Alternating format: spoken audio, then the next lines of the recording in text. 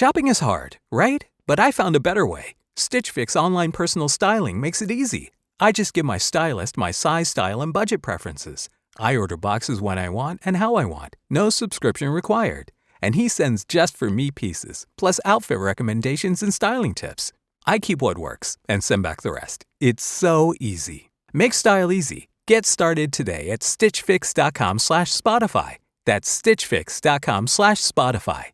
In golf, precision is everything, on and off the course. PGA of America chose advanced 5G solutions from T-Mobile for Business for smooth operations and seamless transactions.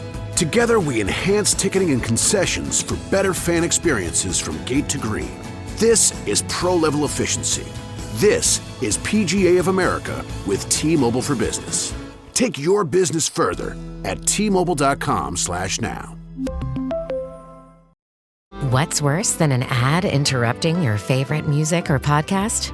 That uninspired coffee you've been drinking while working, which is why Flavia is elevating your everyday coffee experience. Now you can enjoy cafe-quality beverages like coffee, tea, frothy lattes, and creamy hot chocolate made right in your home office, actual office, or wherever you want to upgrade your mug with bold, delicious flavors. Visit Flavia.com to shop the collection of machines and beverages now. So, you just started using LinkedIn Premium. Now what? Well, on your premium company page, you noticed around 7.5 times more page engagement and 5 times more page views. Well done. And now, new clients are messaging you. All because you're using LinkedIn Premium, which helps you get the business growth you want. Think big, small business. Think big. Start your free trial at linkedin.com/premium small business. That's linkedin.com/premium small business. Excuse me, Laurie. Oh, Mr. Brackett, I'm sorry, Mr. Brackett. Oh, I didn't mean to startle you. That's all right. You know, it's Halloween. I guess everyone's entitled to one good scare, huh? What's up, everyone? Welcome to the first episode of One Good Scare, the podcast where we explore our favorite horror movies. I'm your host, Will, and today we're jumping into an iconic slasher flick. It's actually in my top 3 horror movies of all time. John Carpenter's 1978 classic, Halloween. Before we dive in, let me offer a proper introduction. As I said, I'm Will, and though One Good Scare is a new show, I've actually been podcasting for a few years now, and have 2 other shows you can check out. The OG show is The Horror Lab. The first is The Horror Lab, where my co-host Chris and I dissect the best in horror movies. And the main show is The Red Treehouse, where I tell you scary stories to keep you up at night. Twice a week, I tell you the scariest stories of possessions and exorcisms, hauntings and cryptids, creepypastas, and more. And along the way, I challenge you to consider what you believe. You can stream both shows wherever you listen to podcasts. So you may be wondering, Will, why did you start another show? It's a great question, and the answer is simple. I love horror movies, and One Good Scare is a return to my first love. From the time I was 9 years old when I watched The Exorcist in a dark room by myself, I've been hooked. I'll talk a little bit more about that story when we explore The Exorcist in episode 3. So for now, I'll just dangle the carrot. Anyway, this show is a chance to talk about something I love. And here's the thing. You don't need to be a horror movie fan to appreciate this show.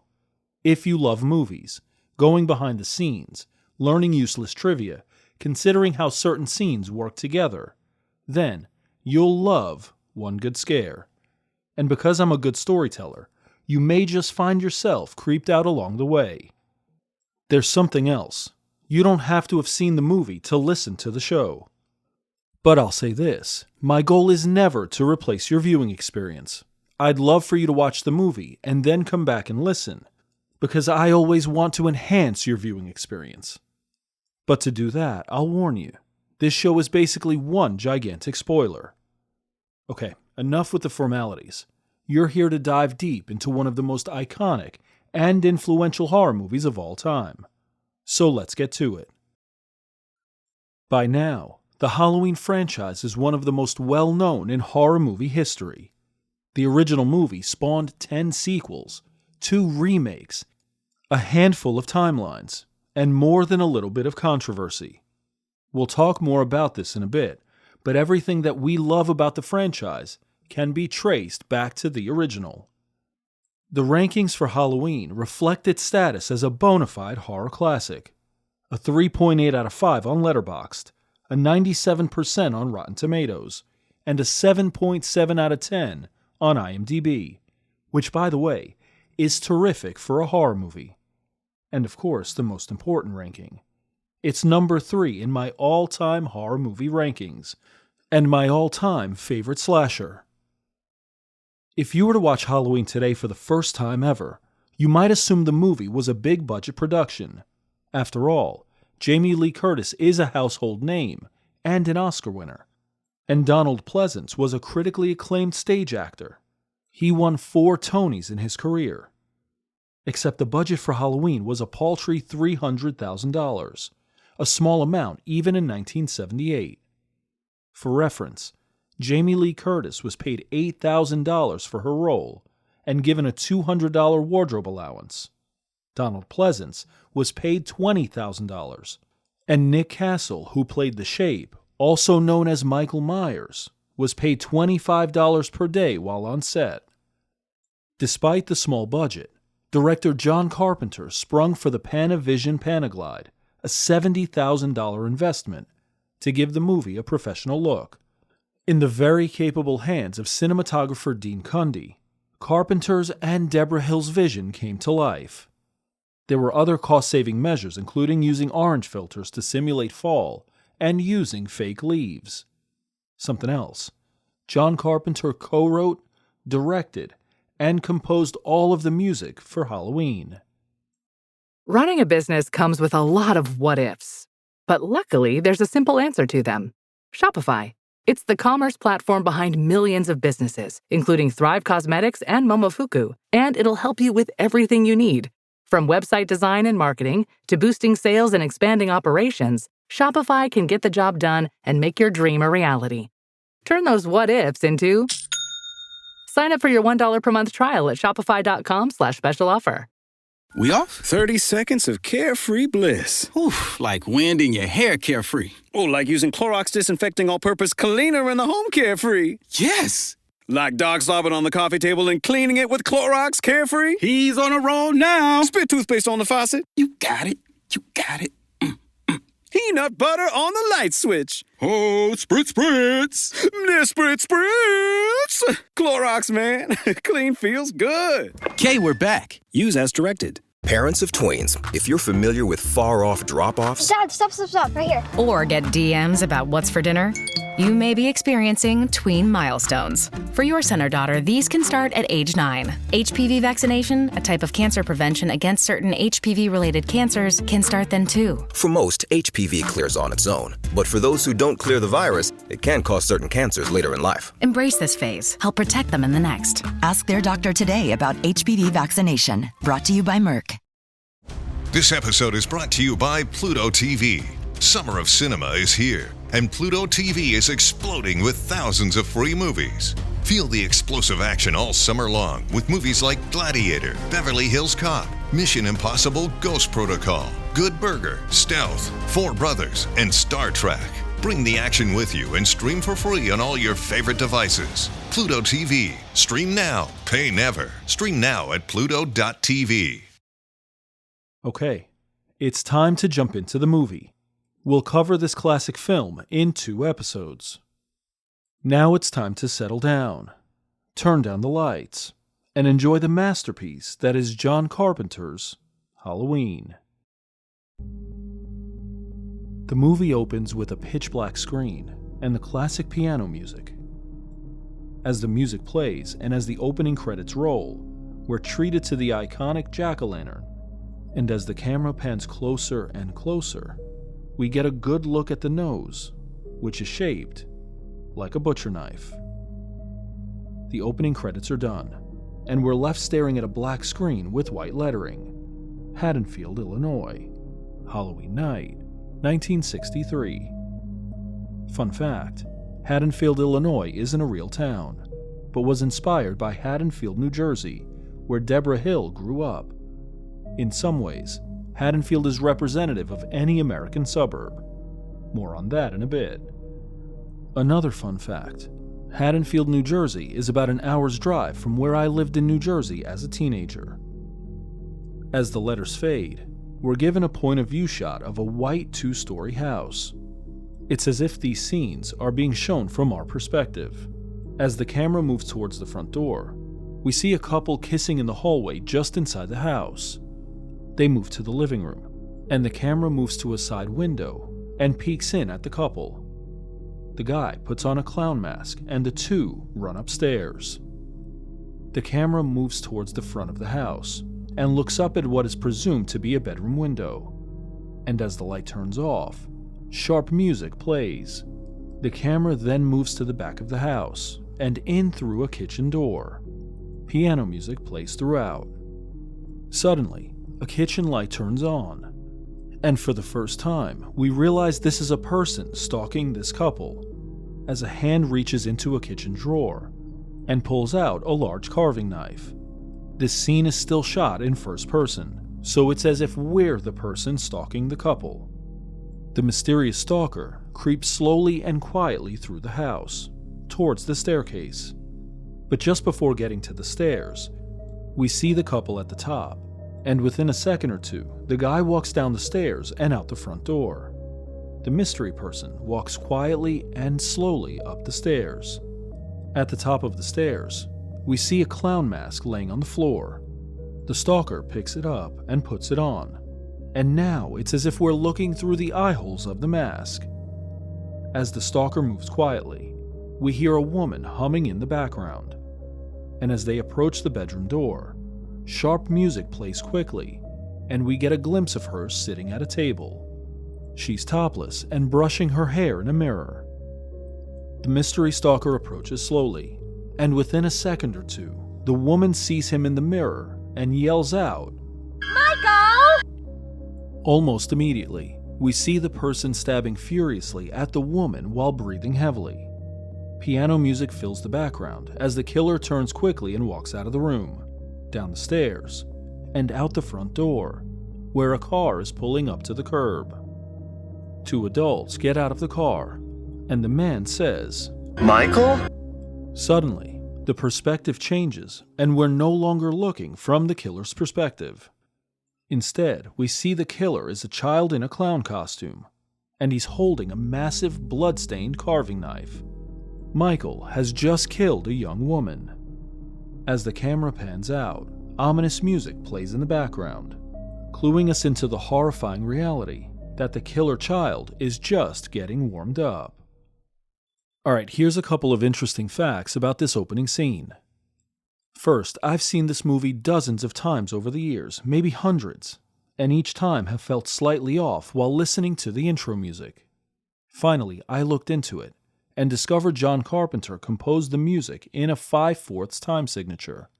Now, music theory isn't my forte, but I'll say this: as the intro music to the movie, it puts you off balance, but when used within the scenes of the movie, it becomes ominous and even threatening. This entire soundtrack is genuinely unsettling and scary. Second, Haddonfield, Illinois isn't a real town, but was inspired by Haddonfield, New Jersey, where Deborah Hill grew up. In some ways, Haddonfield is representative of any American suburb. More on that in a bit. And another fun fact: Haddonfield, New Jersey is about an hour's drive from where I lived in New Jersey as a teenager. And third, the scenes where Michael reaches into the drawer and grabs the carving knife and then reaches down to pick up the clown mask were actually filmed using Deborah Hill's hands. When I posted a short TikTok video detailing this, someone commented, "But they had a child actor." This is true, but budget constraints, child labor laws, and the concern over a child handling a knife all but forced her to step in for these scenes. And movies are rarely shot in sequence, so it's possible these were shot after the child actor had already filmed his unmasking scene.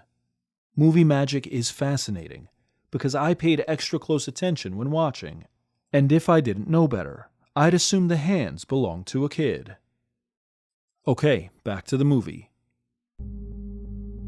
As the scene fades, we see a pitch-black screen with white words. Smiths Grove, Illinois, October 30th, 1978. The movie quickly jumps ahead 15 years, exactly 1 day shy of the anniversary of the brutal killing we just witnessed. Rain pours in the background, and we see a car driving along a dark road while thunder booms overhead. An older man and a nurse are riding together. He's riding shotgun while she drives and smokes a cigarette. He asks her, "Have you ever done anything like this before?" She responds, "Only minimum security." As they approach, a sign on the chain-link fence reads, "Illinois State Hospital." She mentions having some difficulty with the patient's rambling, and he responds, "You don't have anything to worry about. He hasn't spoken a word in 15 years. The two continue driving, and she asks what to give him when they take the man to the judge. He responds, Thorazine, which is a powerful antipsychotic. She's concerned that he may not be able to stand on his own 2 feet, to which the doctor responds, "That's the idea." After this quick dialogue, there's a cutscene to a matchbook sitting on the dashboard. It reads, "The Rabbit in Red Lounge. Keep that tucked away." She says to him, "You're serious about it, aren't you?" He responds, "Yeah." She expresses some disbelief that he doesn't want the individual to ever get out, and his response is, "Never, never, never." As they approach their destination, the iconic piano music from the opening credits starts up, and we know something bad is about to happen. They slow down and notice several patients are standing around in an open field in the pouring rain. They're all wearing white gowns, which makes them look like ghosts against the dark night. Something is seriously wrong. He tells her to pull up to the main gate quickly, and we see the stress on his face as he tells her to pull over. She tries to push back, but he tells her to wait before exiting the car. The piano music continues playing in the background. While she's waiting and watching, a patient suddenly climbs up the back of the car, which looks like a station wagon. The nurse hears the commotion overhead and feels the shaking of the car, but is mostly helpless to what's going on. She rolls the window down to get a better look, but as she starts to peek out, a hand comes in from over the side, grabbing at her face and pulling at her hair. Panicked, she hits the gas pedal while trying to escape the clutches of the patient. She manages to break free and scampers to the passenger side front seat, her back and head against the door frame. Within a second, a hand reaches down from the other side and smashes the window, sending her running from the car and into a ditch by the side of the road. The doctor runs over from the gate as the patient drives away in the brown station wagon. He yells out, "He's gone. He's gone from here. The evil is gone." Alright, here's a few interesting tidbits about this scene. Smiths Grove, like Haddonfield, isn't a real town, but was inspired by Smiths Grove, Kentucky, which is close to where John Carpenter attended college. The dialogue between the nurse and presumably the doctor is fascinating. First, the implication here is that they're going to some sort of maximum security facility. At first, we don't know exactly where they're going, but we find out that it's a state hospital for the mentally ill. We find out that the patient in question is essentially a mute. He hasn't spoken in 15 years. At one point, the nurse asks him if there are special instructions, and the doctor, he responds in an interesting way. He says, quote, "Just try to understand what we're dealing with here. Don't underestimate it," end quote. It's fascinating because he's referring to whoever this is as it, implying that he or it is beyond human control and possibly understanding. The nurse picks up on it and asks if they should refer to the patient as he, to which the man responds, "If you say so." Listen, whoever this doctor is, he's seen some shit and isn't fucking around. This patient is dangerous. There's something else that's really interesting here, and we actually don't discover it until 20 years later in Halloween H2O, which was released in 1998. See, at this point, Neither the doctor nor the nurse have been given a name. But in Halloween H2O, it's revealed the nurse's name is Marion Chambers. This might not mean much on the surface, but John Carpenter was a huge fan of the Alfred Hitchcock classic, Psycho. I'll share a few connections as we go throughout, because there are more, but the name Marion Chambers is a combination of two names from Hitchcock's film, Marion Crane, played by Janet Leigh, and Sheriff Chambers, played by John McIntyre. Alright, back to the movie. The scene cuts to a suburban neighborhood. Much like any suburban neighborhood many of us grew up in. The birds are chirping, and it's sunny outside. Two words pop up on the screen. Haddonfield, Halloween. Haunting piano music plays as the camera scans the neighborhood. We know something is about to go down in this little slice of America. A young woman walks out of her house and heads down the street, school books in hand. She's called to by her father, who asks her to drop the keys off at the Myers place.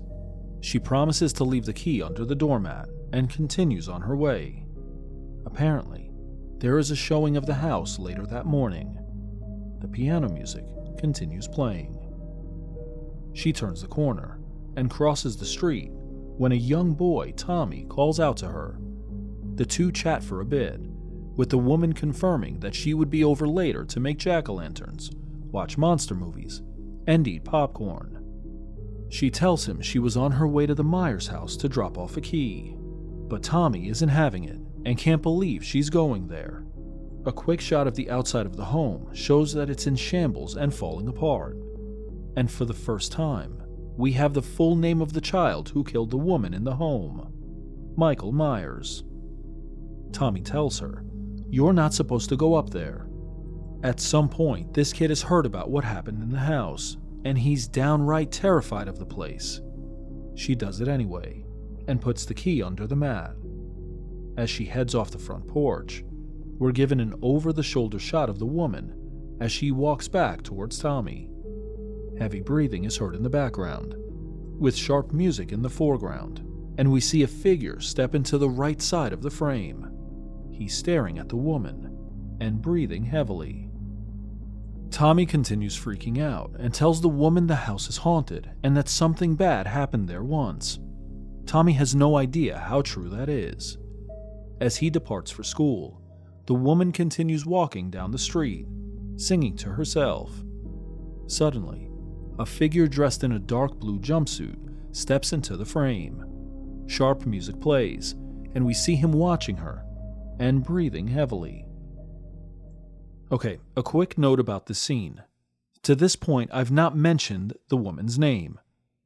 It's because we don't know it, and if you're watching this for the first time, she's just a woman who's walking around her neighborhood. I'm just trying to keep pace with the film. Alright, back to the movie. The scene cuts to two men walking out of a building, one of whom was the doctor from the night before. Both are tense and seemingly frustrated, and for the first time, we learn the doctor's name. It's Sam. The men are arguing about the escape from the previous night, with the other guy saying they've done everything they could, and Sam upset that their efforts weren't enough. The other guy chastises Sam and tells him he should have warned them sooner if the patient was so dangerous. Sam flips his shit and says he tried but no one would listen. Sam tells the man to get his ass back inside and warn everyone and their mother about who escaped and where he was going. The man is incredulous. Haddonfield is 150 miles from Smith's Grove, and there's no way the escaped patient could drive there.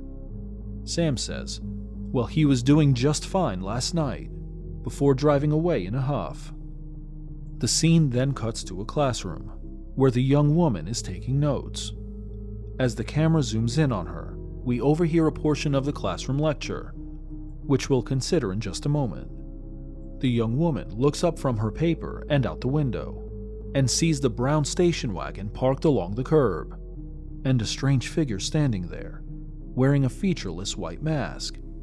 He's just staring at her. The woman looks down at her paper again, and then back up out the window. The figure in the white mask is still staring at her from behind the brown station wagon. As she stares back, she's snapped to attention by her teacher, and after answering a question, she looks out the window a third time. The figure in the white mask and the brown station wagon are gone. Alright, let's consider this scene for a moment, because I think it's fascinating and filled with symbolism. The teacher says, quote, "You see, fate caught up with several lives here. No matter what course of action Collins took, he was destined to his own fate, his own day of reckoning with himself. The idea that destiny is a very real thing that every person has to deal with." So the teacher is lecturing as the woman looks out the window a few times. And what John Carpenter does here is brilliant, because he subverts our expectations as a viewer. We fully expect the figure to be gone the second time the woman looks out the window, almost like a now you see him, now you don't moment. But he keeps us off balance by showing us the figure a second time. Coupled with the lecture, it's almost as if this scene is saying, each of us has to deal with our own fate and destiny. And for the young woman, her fate and destiny are directly connected to this stalking figure in the white mask. Did you know that parents rank financial literacy as the #1 most difficult life skill to teach? Meet Greenlight, the debit card and money app for families. With Greenlight, you can send money to kids quickly, set up chores, automate allowance, and keep an eye on your kids' spending with real-time notifications. Kids learn to earn, save, and spend wisely, and parents can rest easy knowing their kids are learning about money with guardrails in place. Try Greenlight risk-free today at greenlight.com/Spotify. Okay, let's continue on. The scene cuts to an elementary school dismissing for the day, and we see Tommy holding a huge pumpkin while being surrounded by 3 boys who are clearly bullying him and being a pain in his ass. Tommy tells them to leave him alone, and they start taunting him in unison. "He's gonna get you. He's gonna get you. The boogeyman is coming." Tommy yells at them to leave him alone, and one of the boys responds, "Don't you know what happens on Halloween?" In his soon-to-be dashed innocence, Tommy responds by saying, "We get candy." The boys laugh and continue taunting him. As Tommy tries to break free, one of the boys trips him and he falls on the pumpkin, crushing it. The boys laugh and run off. As one of the boys hops down the stairs, sharp music plays again, and he runs into the figure in the dark blue jumpsuit, who grabs him by the arms. We only see him from the shoulders down, but the boy, who can see his face, is clearly spooked and takes off in the other direction. We watch from an over-the-shoulder point of view as Tommy walks away from the busted pumpkin, and as the figure watches and walks parallel to him, breathing heavily as the haunting piano music fills the air. The figure gets into the brown station wagon and pulls up near Tommy, stalking him quietly and watching him walk along the sidewalk. Heavy breathing and piano music continue to play in the background as Tommy walks, completely unaware of the boogeyman stalking him. The figure eventually drives away. The scene then cuts to an intersection with a sign showing Haddonfield is 73 miles away. As the camera pans left, we hear Sam is on the phone warning someone that he is coming to Haddonfield. After hanging up the call, he notices a red truck parked off the side of the road, with the driver's side door open. The business name on the truck reads Phelps Garage, and as Sam approaches, he sees the white hospital gowns tossed into the bushes, and finds the pack of matches from the night before on the ground. He knows the patient is on his way to Haddonfield. As Sam runs back to his vehicle, the camera pans right, and we see a dead man in the bushes. He has blood on his chest, and is presumably naked, his dark blue jumpsuit taken from him. The next scene cuts to a high school dismissing for the day, and we see 2 young women walking and talking about all they have to do before the big dance the next day. As they walk, the young woman from earlier laments she has nothing to do, and for the first time we learn their names after a third woman calls out to them. Lori is the young woman we've seen a few times now, played by Jamie Lee Curtis. Her friend is Linda, and the third woman is Annie, The girls walk and talk about their plans for the night, when suddenly Lori realizes she left her chemistry textbook at school. As the girls chatter, the brown station wagon turns the corner and slows down as it passes, the figure in the white mask peeking out the passenger window. As he speeds off, Annie yells out to him, "Hey jerk, speed kills." The car stops quickly, brakes screeching from the force, and piano music plays in the background. The car stays in the middle of the road for a few seconds before driving off and turning the corner. The girls talk about the incident briefly before turning back to their plans for the evening. The haunting piano music plays quietly as they walk through the neighborhood. A quick side note, this scene is more than just filler, and I'll talk about it in a few minutes. It's an important part of the entire story. Linda heads off to her house, and Annie and Lori continue walking and talking. Suddenly, Lori notices the figure in the white mask standing up ahead, just behind a large shrub. He's staring at her and Annie, who is distracted by something in her bag. As he steps behind the shrub, Lori alerts Annie to the figure, but by the time she looks, he's gone. Lori tells Annie it's the guy she yelled at a few minutes before, and Annie, who is annoyed by the games at this point, rushes to the shrub to see who it is. There's no one there. Lori stays back until Annie calls her over and tells her the guy is interested in taking her out on a date. Lori walks over, but it's just her and Annie. The girls continue walking, with Annie picking on Lori for never going out. Annie heads to her house, and Lori continues to hers. As she does so, she turns back to look at the shrub, and for a moment, we expect to see the figure in the distance, but there's no one there. As Lori turns back, she runs into Sheriff Brackett, who delivers one of the most iconic lines in the film, and the inspiration for this podcast. Excuse me, Oh, Lori. Mr. Brackett, I'm sorry, Mr. Brackett. Oh, I didn't mean to startle you. That's all right. You know, it's Halloween. I guess everyone's entitled to one good scare, huh? As Lori heads home, she sees kids trick-or-treating and starts to settle down, saying to herself, "Well, kiddo, I thought you outgrew superstition." She heads upstairs to her room and walks over to close an open window, but when she looks out, she sees the figure in the white mask standing in her backyard amongst the white sheets hanging out to dry. Piano music plays as we see her reaction, and as the camera cuts back to the yard, we see the figure has disappeared. Lori slams the window shut as the phone rings. She answers, hears some strange noises, and quickly hangs up. The person calls her back and tells her it's Annie. She'd been eating something the first time around. Annie lets Lori know she'll pick her up at 6:30 p.m.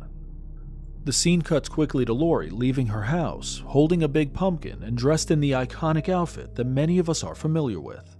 Blue bell-bottom jeans, light blue button-down shirt, and navy sweater on top.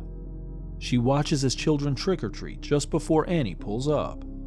She gets in the car, and Annie immediately hands her a joint before pulling away. Okay, these scenes are fascinating.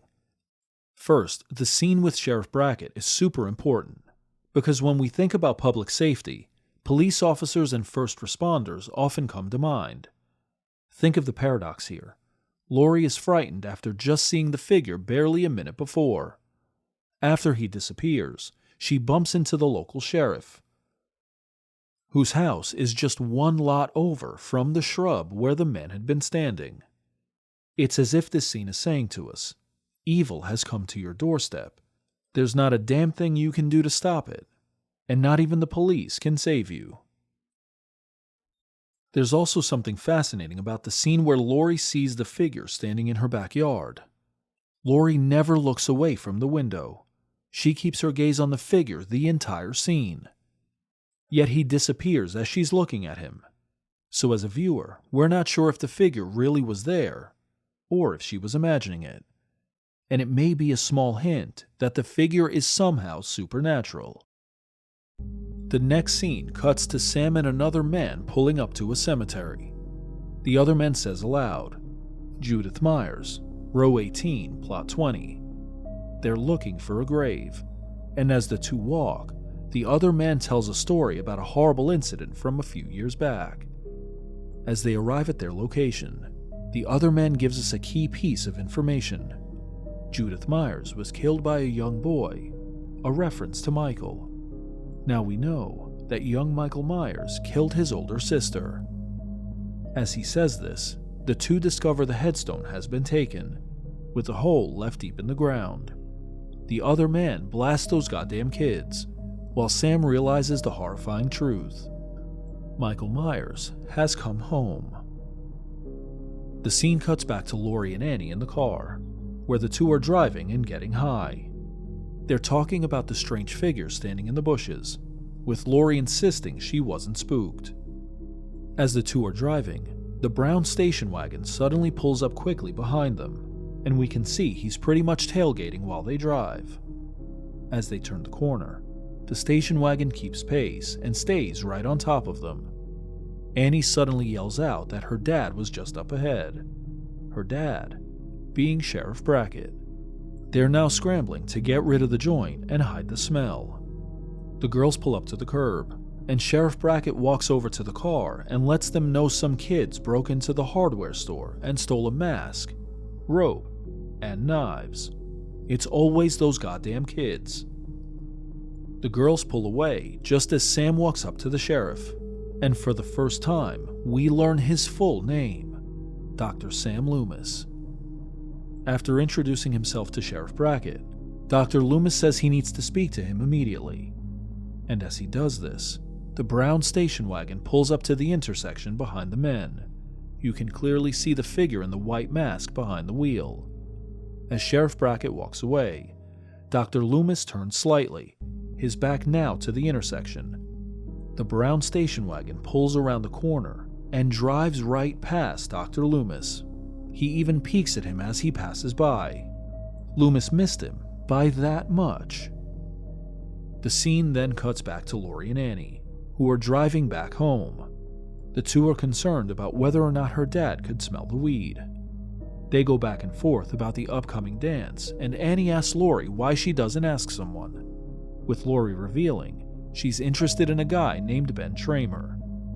As they drive, the piano music plays in the background, and the brown station wagon pulls up behind them. It's dusk as he starts to follow them. The cars pull around a bend, and almost immediately, the scene changes to the full darkness of night. And this signals the end of Act 1. Okay, let's go back to these scenes, because they're super important and signal a massive shift in the narrative. First, the scene with Laurie and Annie smoking in the car always makes me laugh. They're hotboxing, literally smoking a joint with all the windows up. So the fact that they try to play this off as they pull up to Sheriff Brackett, it just always makes me laugh. And then later, when they're sitting in the car, wondering whether he could smell it. A spoiler alert, he definitely did. Earlier I mentioned John Carpenter's affinity for Psycho, and how there were several connections to it in this movie. In fact, he pays homage to Hitchcock's classic in a few ways. I already mentioned Nurse Marion Chambers. But Laurie Strode is played by Jamie Lee Curtis, who is the real-life daughter of Janet Leigh, who played the ill-fated Marion Crane in Psycho. And Dr. Sam Loomis, he's named after. You ready for it? Sam Loomis in Psycho, who is Marion Crane's boyfriend in the film. If you have the time, there's an interesting theory on Reddit that considers the possibility that Sam Loomis is the same person in both movies. For my part, I don't buy it, but it is a fascinating rabbit hole to fall into. Sheriff Brackett mentioned that the hardware store had several items that were stolen: rope, knives, and a mask. I'll talk a little bit more about the mask in episode 2, because it relates to timeline and lore, and it's just better suited for that part of the discussion. And lastly, that scene where the two cars are pulling around the bend, the one where it changes from dusk to dark. Well, I used to think it was a mistake. There's no way it could go from dusk to full darkness in just a few seconds. But the more I've watched this movie, the more I realize it's an important transition scene, because it goes from light to dark. In the light, the figure, who we'll call Michael Myers from this point forward, is just stalking, watching, waiting, and spying. But the dark signals something different. Michael Myers is preparing to attack. So we've made it through the first act, which is about 35 minutes or so into the movie. And apart from the opening minutes, there isn't a ton of action. I've seen comments on Reddit and TikTok that folks find Halloween boring because it takes so long for anything to happen. And while I hear it, and even sympathize with the sentiment to a degree, I think it's important to really grasp what John Carpenter and Deborah Hill were doing in these opening scenes. The opening is shocking. I mean, the killer is an 8-year-old boy. And to show Michael's careful, methodical nature is brilliant, because it reveals he is a cunning and calculated killer. Also, Carpenter used a dual narrative approach, 2 stories running side by side, that at some point will collide. Dr. Loomis is running around like a wild man trying to sound the alarm from Smith's Grove to Haddonfield. He is doing everything he can to warn nurses, doctors, and the local sheriff's office, but nothing he does gets him any closer to capturing Michael. At the same time, Laurie and her friends are going about their daily lives, planning for school dances, worrying about their dating lives, and stressing over homework. They're only minimally aware of the presence of Michael Myers, and mostly in lore. Laurie, more than Linda or Annie, feels the strange sense of foreboding after having seen the figure in the white mask a handful of times, and always at a distance. These dual narratives start coming together just as we get to the end of Act 1, where Laurie and Annie find out someone, those damn kids, stole a mask, knives, and robe. And as they leave, Dr. Loomis walks up and Michael drives past.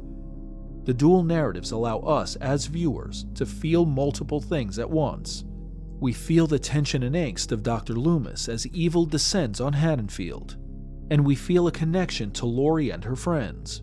We know something bad is going to happen to them, and we start to feel more uneasy as the movie rolls on.